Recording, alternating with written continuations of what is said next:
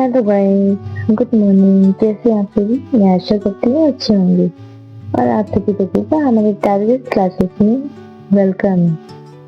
तो आइए आज हम एक नया टॉपिक लाए हैं आपके लिए। सीडीपी में सीडीपी क्या है, इसे पेडागोजी कहेंगे सीटेट की। तो सीटेट की पेडागोजी आप चाहे हिंदी की पेडागोजी हो, चाहे इंग्लिश की पेडागोजी हो, चाहे सीडीपी की पेडागोजी हो, ये ज्यादातर सिमिलर ही होती है, डिफरेंस नहीं होती है। ठीक है, तो आइए हम पढ़ते हैं इसका पहला क्वेश्चन। सो पहला क्वेश्चन क्या कह रहा है? एक प्रभावशाली अध्यापिका होने के लिए यह महत्वपूर्ण है। मतलब अगर आप एक बहुत अच्छे टीचर हैं या फिर अच्छे टीचर हैं तो आपके लिए क्या चीज मस्ट होना चाहिए, ये हमारा क्वेश्चन है। क्या चीज जरूरी होना चाहिए बच्चों को ध्यान में रखते हुए, क्या चीज जरूरी है? तो पहला हमारा आंसर है, कह रहा है समूह गतिविधि के बजाय वैयक्तिक अधिगम पर ध्यान देना। मतलब हमें बच्चों को समूह में, जैसे बच्चे हर चीज करते हैं, एक दूसरे से क्वेश्चन आंसर पूछते हैं, वो ना कराकर उन्हें व्यक्तिगत अधिगम पर ध्यान देना, उन्हें सिर्फ पढ़ाई पर ध्यान लगाना। ठीक है, ये कह रहा है हमारा पहला आंसर। सेकंड कह रहा है प्रत्येक बच्चे के संपर्क में रहना। तो प्रत्येक व्यक्ति के संपर्क में रहना मतलब ये तो सही लग रहा है। ठीक है, थर्ड वाला क्या कह रहा है? पुस्तक से उत्तरों को लिखने पर बल देना। जब भी यहाँ पे बल देने की बात आएगी तो यहाँ पे सीटेट बल देने को ज्यादा मतलब प्रायोरिटी नहीं देता है, तो बल देना सीटेट के हिसाब से सही नहीं है। तो हमारा ये क्वेश्चन जो होगा वो हमारा कौन सा सही होगा, आप बताइए। आई थिंक आप लोग सोच रहे होंगे कि कौन सा क्वेश्चन सही होगा। तो मेरे हिसाब से जो है सेकंड वाला ही सही होना चाहिए, क्योंकि प्रत्येक बच्चे के संपर्क में रहना। जब आप बच्चों के संपर्क में नहीं रहेंगे तो आपके टीचर होने का क्या फायदा है ना? और जहाँ पेडागोजी की बात आती है सीटेट में, तो सीटेट में पेडागोजी में इसे प्रायोरिटी दी गई है, तो इसे हम इग्नोर नहीं कर सकते हैं। ठीक है, तो ये मेरा पेडागोजी का पहला क्वेश्चन है। अब हम आते हैं सेकंड क्वेश्चन की तरफ। तो हेलो गाइस, हम अपने आ जाते हैं सेकंड क्वेश्चन की तरफ। सेकंड क्वेश्चन हमारा क्या कह रहा है? निम्नलिखित में से कौन सा एक रचनात्मक आकलन कार्य नहीं है? रचनात्मक आकलन क्या होता है? कार्य नहीं है। ये आप पेडागोजी में ध्यान दीजिएगा कि ये नहीं से रिलेटेड बहुत सारे क्वेश्चन कंफ्यूज करने के लिए दिया जाता है, इसलिए इसमें दिया हुआ है नहीं है। ये नहीं है तो आप पहले अंडरलाइन कर लीजिएगा, उसके बाद क्वेश्चन करिएगा, नहीं तो ये जो है आपका क्वेश्चन गलत करा सकता है। तो रचनात्मक आकलन क्या होता है? कार्य नहीं है कौन सा? पहला है परियोजना, दूसरा दिया हुआ है अवलोकन, तीसरा दिया हुआ है विद्यार्थियों का योग्यता क्रम निर्धारित करना। ठीक है,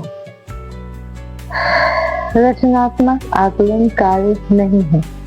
परियोजना, परियोजना क्या होती है? अगर हम कोई योजना बनाते हैं, गलत हो जाती है तो हम उसे दोबारा से सही कर सकते हैं। ठीक, तो ये तो है। ठीक, ये तो है, लेकिन ये हमारा आंसर नहीं है, लेकिन क्वेश्चन में नहीं दिया हुआ है। सेकंड है हमारा अवलोकन। अवलोकन भी होता है जांचना परखना। ठीक है, तो आपका ये भी नहीं है क्योंकि ये सही है और हमें नहीं पूछा हुआ है, तो ये सेकंड वाला भी नहीं है। थर्ड वाला कह रहा है विद्यार्थियों का योग्यता क्रम निर्धारित करना। क्या आप क्लास में किसी विद्यार्थी की योग्यता निर्धारित कर सकते हैं? कौन ज्यादा पा रहा है, कौन कम पा रहा है, कम मार्क्स पा रहा है? ए या तुम कम मार्क्स पाए हो, ए या तुम ज्यादा मार्क्स पाए हो। अगर आप विद्यार्थियों का यही करेंगे, क्रम निर्धारित करेंगे, तो क्या एक आप रचनात्मक आकलन कर सकते हैं? तो ये वाला क्या कह रहा है? कार्य जो नहीं है वो हमारा राइट आंसर यही है। ठीक है, क्रम निर्धारित करना, विद्यार्थियों का योग्यता क्रम निर्धारित करना, ये कार्य हम नहीं कर सकते हैं रचनात्मक आकलन के अकॉर्डिंग। ठीक है, तो इस तरीके से हमारे ये सेकंड क्वेश्चन भी पूरा होता है। तो now third question is ready.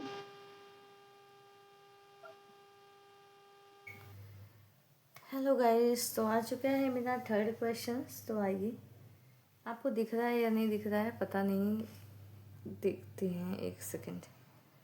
I hope आपको अब दिख रहा होगा। थर्ड क्वेश्चन आपका मोस्ट इम्पॉर्टेंट मैंने लिख रखा है क्योंकि ये रियल में बहुत ज़्यादा इम्पॉर्टेंट है। तो पहले यहाँ पे पूछ रहा है विकृत लिखावट से संबंधित लिखने की योग्यता में कमी किसका एक लक्षण है। ठीक है, पहले तो हम जानेंगे विकृत लिखावट क्या होती है। तो विकृत लिखावट का मतलब होती है जैसे टेढ़ी मेढ़ी बच्चों को लिखने में दिक्कत होती है ना, टेढ़ा मेढ़ा लिखते हैं, वैसा ही होता है कुछ विकृत लिखावट। तो उसके लिए ऑप्शन 4 दिए हुए हैं, डिस्लेक्सिया, डिसकैल्कुलिया, डिसलेक्सिया, डिसग्राफिया। ठीक है, तो ये क्वेश्चन मोस्ट इम्पॉर्टेंट है, पैडागोजी में आना ही आना है, ये आप जान लीजिए।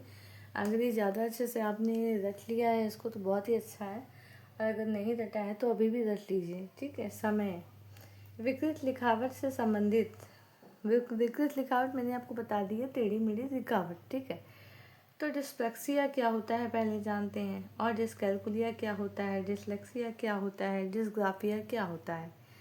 ठीक है, इससे पहले जानते हैं। तो डिस्लेक्सिया क्या होता है, डिस्लेक्सिया में होता है जैसे आप कहीं से थक कर आए हैं या आपका कोई विकार है, मतलब आपका शरीर में कहीं दर्द है, अकड़न है, कहीं पे जकड़न है, इस तरीके की कोई भी दिक्कत आपकी होती है तो वो सारी आएंगे डिस्लेक्सिया में हमारे। ठीक है, ये हमारा आंसर नहीं है। ठीक है, इसका हम आपको ऑप्शंस का बता देते हैं डिटेल्स कि किसका मतलब क्या होता है, फिर आप समझ जाएंगे कि आंसर कौन सा है। तो ये तो नहीं हो सकता। सेकंड वाला आप जानते हैं डिसकैल्कुलिया है। डिसकैल्कुलिया का मतलब ही होता है कि आपकी गणना से संबंधित है। ठीक है, ये आपकी किससे संबंधित है, तो आपकी गणना से संबंधित है। ठीक, आपकी थर्ड है डिसलेक्सिया। डिसलेक्सिया जो होती है वो आपका विकास जो होता है वो पढ़ने से संबंधित है। ठीक है, ये आपको पठन विकार होता है, और ये आपकी गणना का विकार होता है। ये आपकी हड्डी टेढ़ी मेढ़ी हो जाए या फिर आपको दर्द हो, थकावट हो, उसमें डिस्लेक्सिया होता है। फोर्थ वाले में होता है डिसग्राफिया। डिसग्राफिया एग्जैक्टली, डिसग्राफिया हमारे लिखने से संबंधित विकार होता है। जिस बच्चों को लिखने में दिक्कत होती है, ये एम को उल्टा लिखेंगे, डब्लू लिखेंगे, है ना, तो ये सारी प्रॉब्लम्स इन बच्चों को होती है। नीचे दिख नहीं रहा है, मैं दिखा रही हूँ। जिन बच्चों को ये एम की जगह डब्लू लिखते हैं, ऐसे कुछ प्रॉब्लम होती है तो उन्हें बोलते हैं हम डिसलेक्सिया। तो हमारे ये फोर्थ वाला क्वेश्चन डिसलेक्सिया, यही क्या होगा, यही आपका राइट होने वाला है। ठीक है, चौथा ही क्वेश्चन हमारा सही होने वाला है। आपको अच्छी लगी हो तो प्लीज़ मुझे लाइक शेयर सब्सक्राइब करिए, और आगे ज़्यादा से ज़्यादा शेयर करिए, कमेंट्स करिए। Thank you so much for watching.